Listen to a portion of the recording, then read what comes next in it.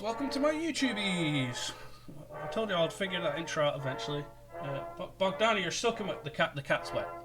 My cat's wet. It's wet out here. That's fine. I'm not in America. I can't expect sunshine. Anyway, welcome to another video. Let's see what's going on in America's birthday. Woo! Let's see what our first bit of news is. Cities across US West ban 4th of July fireworks amid wildfire fears. Well, it's reasonable, but the US West, what states out that way don't like the 4th of July? Nah, I'm joking. The point is, guys, if you're in the American West, no fireworks for you. Princes William and Harry, is he still a prince? It's hard to tell anymore. I mean, he's definitely he's not ruling, he's definitely serving under someone. Reunite for Princess Diana's statue unveiled. Okay, cool. Oh, Eye of Fire. Oh dear, the Eye of Sauron. Cthulhu is rising to reap his human crop after a couple of years of absolute just horror. Welcome to the modern world, guys. We'll watch a little bit of that later. America is undergoing seismic changes. Its politics? Hardly. I don't know. I think it is. It's just going the wrong way, isn't it?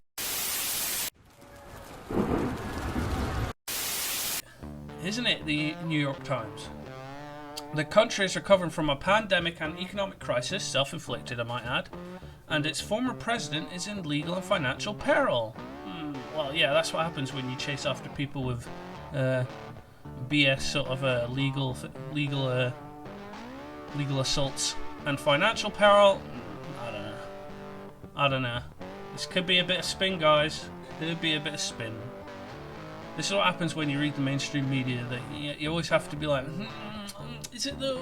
Is it? Are you sure? Trust but maybe verify. But no political realignment appears to be at hand. Well, no, that's because it's like speeding like at Mach 5 into the ground, on the plane of leftist ideology. Leftism used to be half rational. I don't know what happened. At some point, it just, we reached a nice point around the 90s. And we're like, these seem like some good, reasonable ideas that everyone can, potentially prosper under, and then we got to that milestone, that natural stopping point, and we kept going.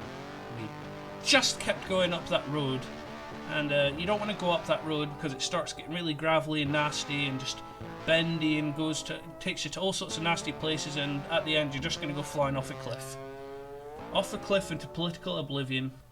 In another age, the events of this season would have been nearly certain to produce a major shift in American politics, or at least a meaningful, discernible one. It has.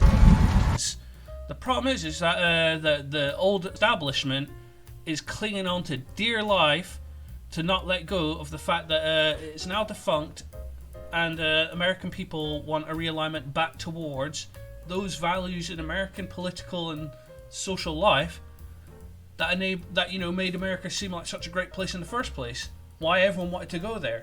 Why it was so prosperous, because America doesn't have that right now. It seems to be a country just kind of on the decline, and that's largely self-inflicted because the establishment and the elites have sort of they've calcified, and they're not going to let go, are they? Let's be honest here. The last year or two has shown them up to be very corrupt, and not with your best interests in mind. So, what the hell is that cat doing? Never mind. So yeah, discernible one. Over a period of weeks, the coronavirus death rate plunged, and the country considerably eased public health restrictions.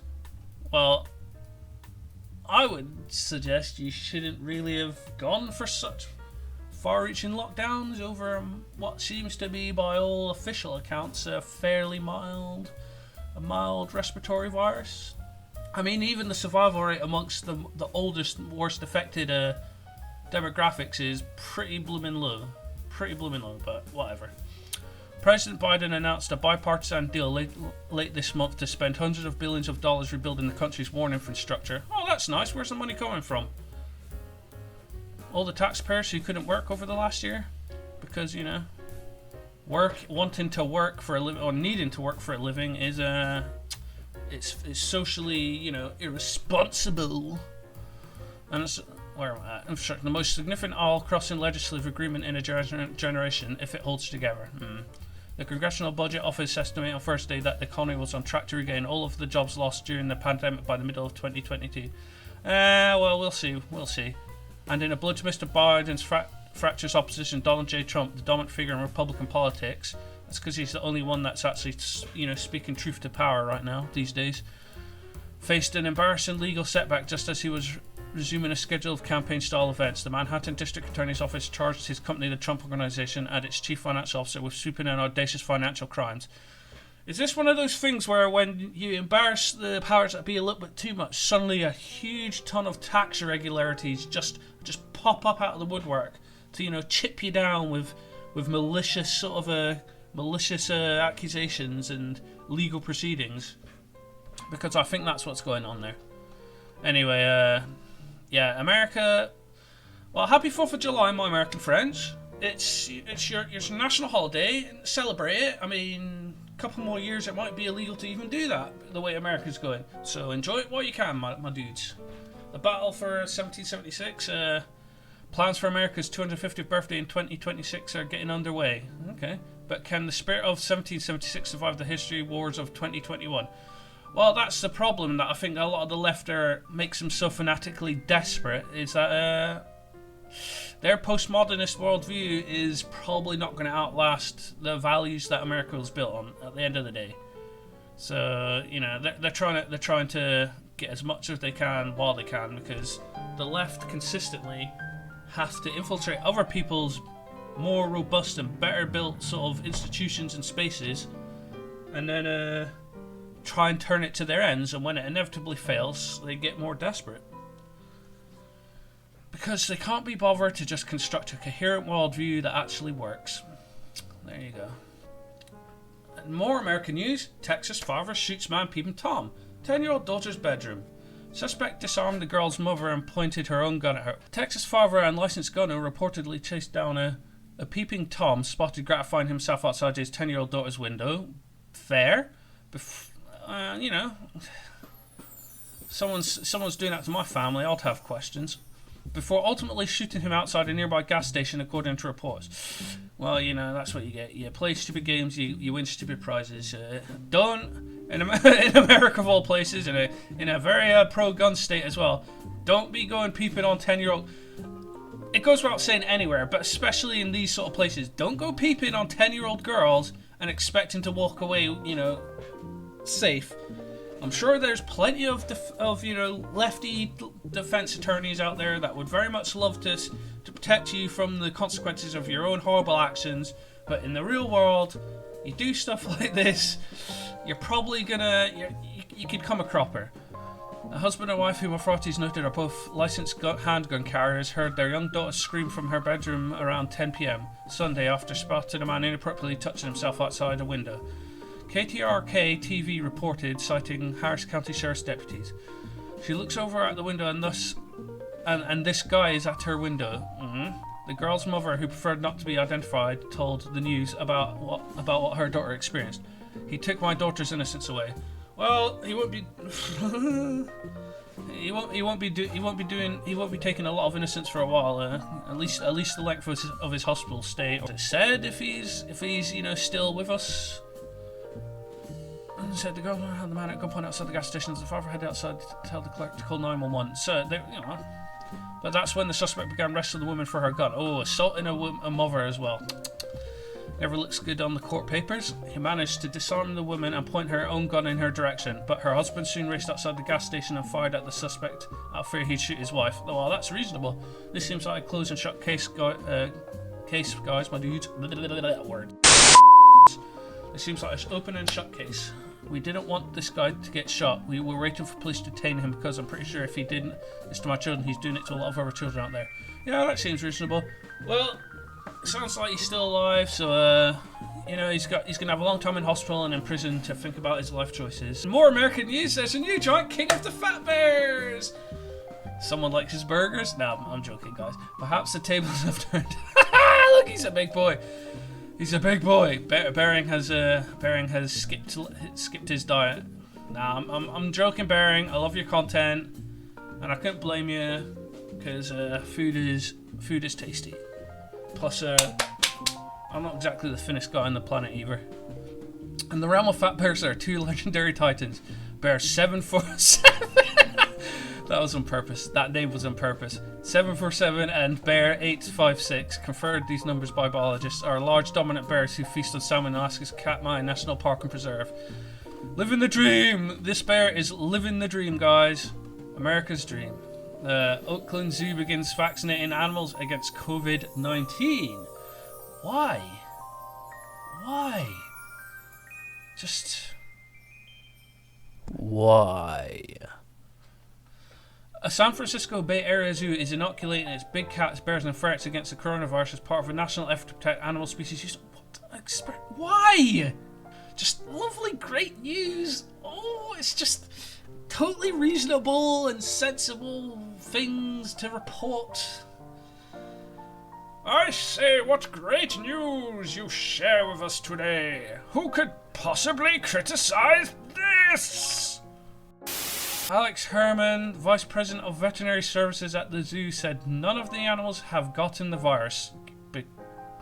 Because they can't. But they wanted to be proactive. Tigers, black and grizzly bears, mountain lions and ferrets were the first to receive the first 2 doses, next to primates and pigs. Well, their heart's in the right place, so let's hope it all works out in the end. But in next news... Dun dun dun. Go away. Bill Cosby walks free after a court overturned sex assault conviction. Ooh, that would be scandalous, wouldn't it? But apparently the Ragaholic, if you haven't heard of his channel, he's done a full breakdown of why this was a very Me Too-ishly whole Swiss cheesed conviction. I'll link his video down below, but definitely go and watch it because there's definitely... I didn't know because I didn't really follow this case too much, but apparently his convictions was dirty. It smelled just a lot. So, and this is probably why he's walking free only, 2 years into his conviction?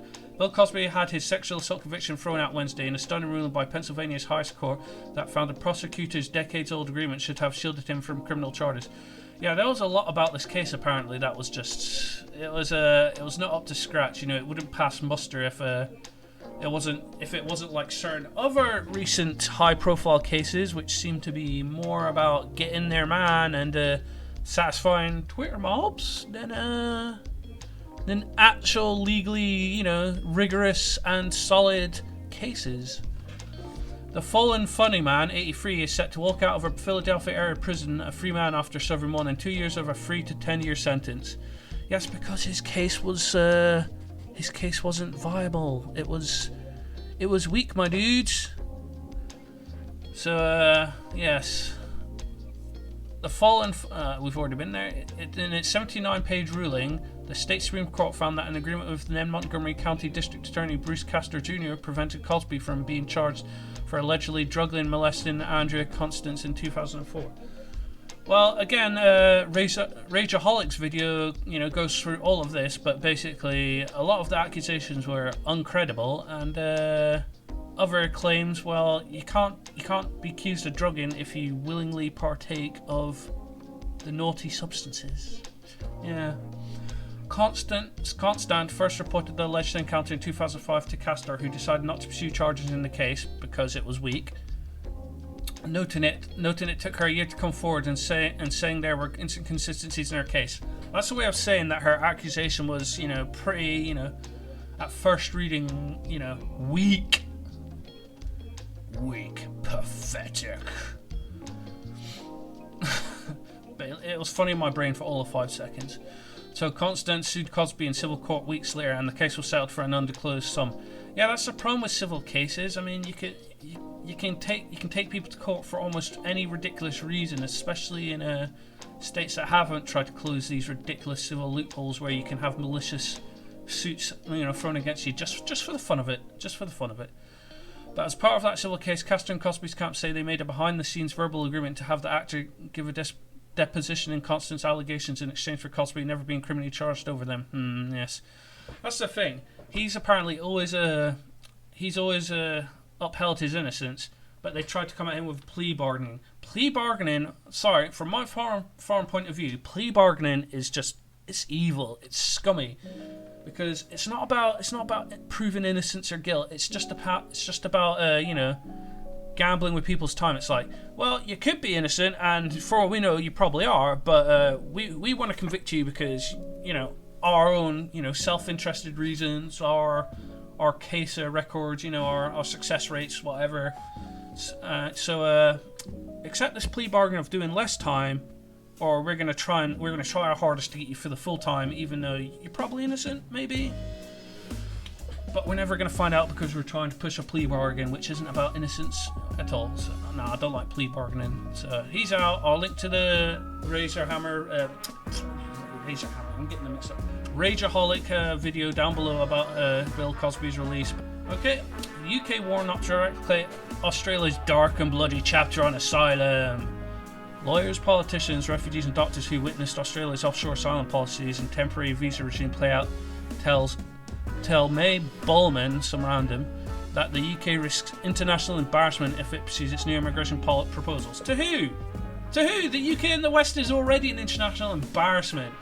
Everyone knows that the West is a civilization in decline right now. I mean, it stinks of the decline and stagnation because of leftist, postmodernist rot. It's just we're in a rut because we can't get away from this blooming progressive intersectional wokeism, which seems to be just intent on pulling down the Western world. Everything about it's problematic. Blah blah blah blah blah.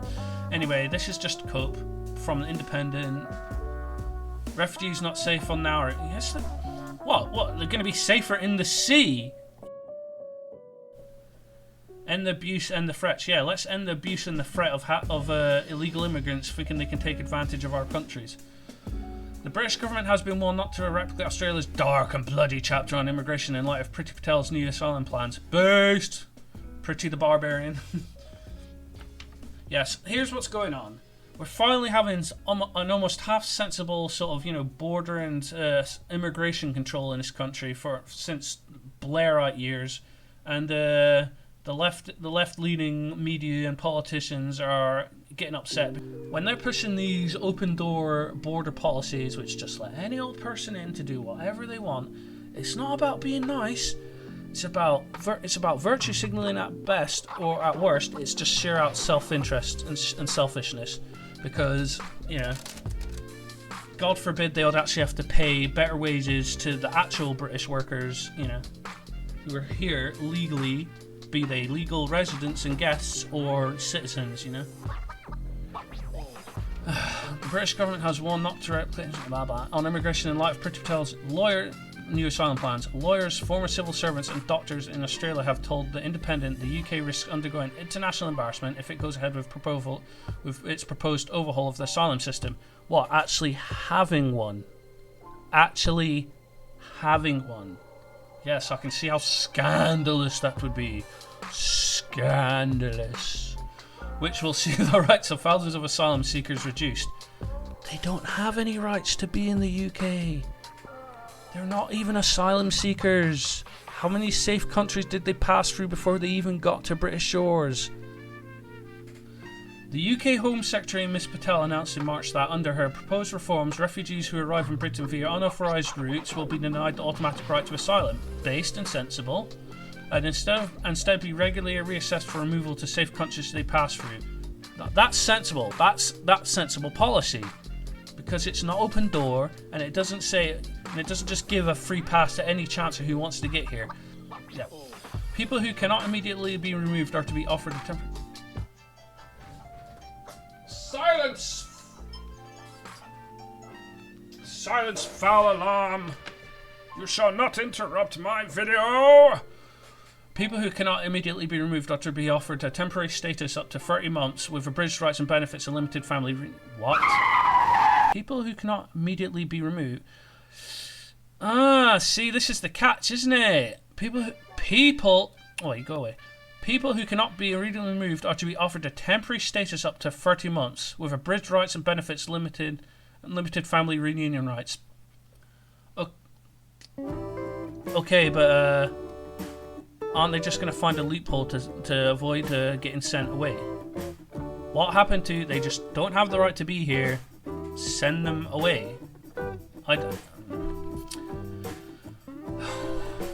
Well, I mean, it is a modern conservative government. You can only expect so much. Ms Patel also said she would amend the law so that it's possible to move asylum seekers from the UK. This is a problem with like modern British and Western politics in general. Like the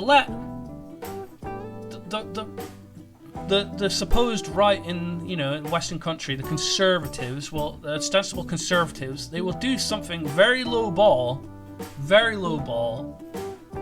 and yet the left will screech bloody murder, and they screech and screech and screech, and the two sides, let's come together to sort this issue out. They end up coming to a point which is much closer to the leftist position than it'll ever be to the actual conservative position. So over time, all you get is a slow move of the Overton window further and further and further to the left. The radical left is trying to steal America. Creeping socialism, more aggressive gun control, sex changes for children. In the Republican Party, we won't stand for any of that for another 5 years. We'll get to a point where it's like, where, we'll have a conservative argument, well, maybe we shouldn't just give, massive benefits to asylum seekers just for the virtue of being here, automatic £100,000 and a free house somewhere. And the left will be going, oh, you racist, you horrible racist, how dare you, you can't do that, that's racism. And the ostensible conservative will be like, well, it's not, I'm just saying, they'll be humming and hawing, and eventually they'll cave. At some point in the future, 5 years down the road, 10 years down the road, they cave in, and the leftists get their position anyway. Let's see, next article. Oxfam staff upset over whiteness survey. Yes, wokeness is everywhere these days. It's in the schools, it's on your high street, it's in your office. And if they could, it'll be in your home. Maybe they'll pass laws now that say that you have to watch woke TV or something. I don't know. An Oxfam staff survey that describes whiteness as the preservation of power and domination for the benefit of white people, which white supremacy serves to protect, has caused significant upset amongst its employees. Of course it is, because white privilege isn't real. It doesn't exist. It's a meme. It's one of those fancy ways of just saying, I hate, for the leftist woke sort of activists to say, I don't really like white people. When you've got double-barreled hyphenated surname posh sounding black people with like lots of money and lots of public platforms to espouse their sort of opinions and ideas, no matter how much merit they actually have, telling a poor white person who's got nothing, who's living on the poverty line, and nothing they do seems to get them above that, and they're saying you've got privilege. That's not actually about anything to do with the white person. That's to do with the racism of the person accusing them of having it. It should be obvious to everyone, and it is, that white privilege, innate white privilege, original sin just simply doesn't exist. And of course, it's poking its way into every facet of modern life now, and of course regular people, of all creeds and races and privilege, They're seeing it and they're just going, this stuff's stupid. The survey on racial justice, which was circulated to Oxfam's 1,800 UK staff, reportedly described racism as a power construct created by white nations for the benefit of white people. Explain developed non-white countries. And said that all echelons of power to some degree exist to serve whiteness. Like, this is so dumb. This is stupid. This is actually moronic. I can see why people... ignoring the sort of racism, the innate sort of like racism in it against, you know, whiteness. In it, you know. I'd be insulted just because I feel like it's insulting my intelligence. And I think this is a problem for a lot of people. They feel their intelligence is being insulted just so blatantly. Employees were asked whether they would describe themselves as non-racist, anti-racist, or none-neither. And the survey was reportedly created by a working group and responses were voluntary.